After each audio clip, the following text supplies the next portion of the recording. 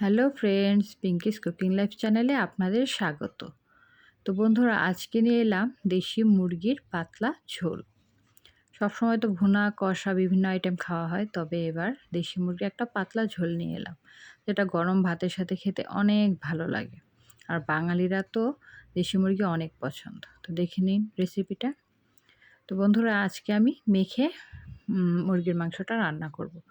তো এখানে আমি ১.৫ চামচ মতো হলুদ গুঁড়ো দিয়ে দিয়েছি। মুরগিটা আমি ভালো করে আগে ধুয়ে রেখে দিয়েছিলাম। তারপরে আপনার ১ চামচ লবণ দিয়ে দিলাম, আর ১ চামচ মরিচের গুঁড়ো, সব কিছু দেব। তারপরে দেব বাটা মশলা।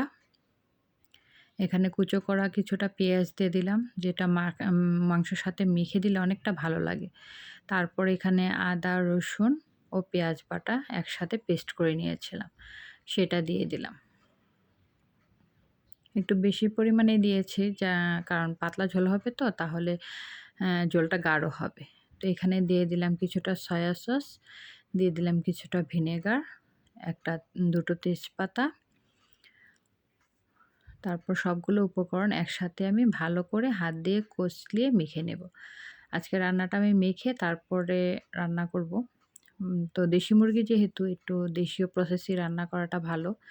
তো আমি এইভাবে মনে করেন সবগুলো রান্না মেখে নিলাম একসাথে, কষলিয়ে কিছুক্ষণ ম্যারিনেট করার জন্য আমি রেখে দিয়েছিলাম।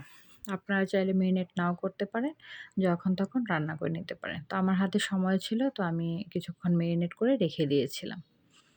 তো এবার আমি চুলায় প্রসেসে যাব। তো একটা কড়াইয়ে আমি কিছুটা তেল গরম করে নিয়েছিলাম, তাতে হাফ কাপ মতো কুচনো পেঁয়াজ দিয়ে দিলাম। তো পেঁয়াজটা হালকা ব্রাউন করে ভেজে নেব। তারপর এখানে তেজপাতা দিয়ে দিচ্ছি দুটো।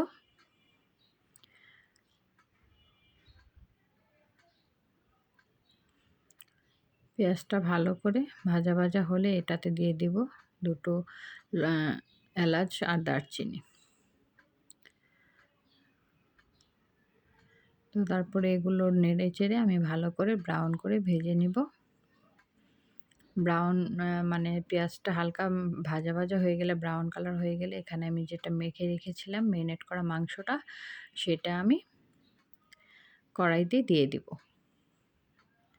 তো কড়াইতে দেওয়ার পর এটা একটুক্ষণ কষিয়ে নিতে হবে, ভালো করে ঢেকে ঢেকে কষিয়ে নিতে হবে। ঢাকনা দিয়ে দিয়ে ভালো করে নেড়ে চেড়ে অনেকক্ষণ কষাতে হবে মাংসটা।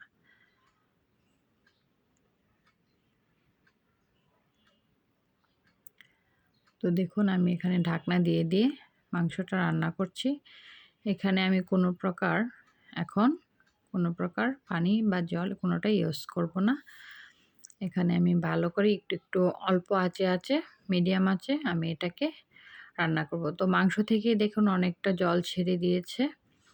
তো আমি এভাবে ঢেকে ঢেকে কিছুক্ষণ রান্না করে ভালো করে কষিয়ে নেব। দেখুন আমার মাংসটা অনেকটাই কষানো হয়ে গেছে। এখানে জলটা শুষে গেছে আর তেলটা ভেসে উঠেছে উপরে। তো অনেকটাই কষানো হয়ে গেছে। তো এরপরে আমি এখানে ঝোল দিয়ে দেব।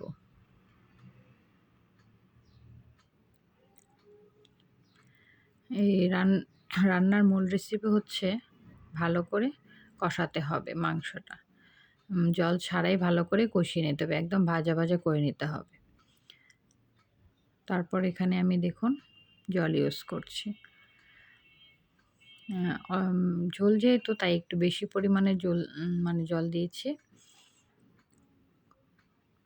তো ঝোলটা যখন একটু ফুটে উঠবে আর একটু গাঢ় হয়ে আসবে, তখন আমি নামিয়ে নেব। তো এই দেখুন আমি নামিয়ে সার্ভ করে দেখিয়ে দিচ্ছি আপনাদের। দেখুন, দেখতেই তো অনেকটা লোভনীয় মনে হচ্ছে, অনেক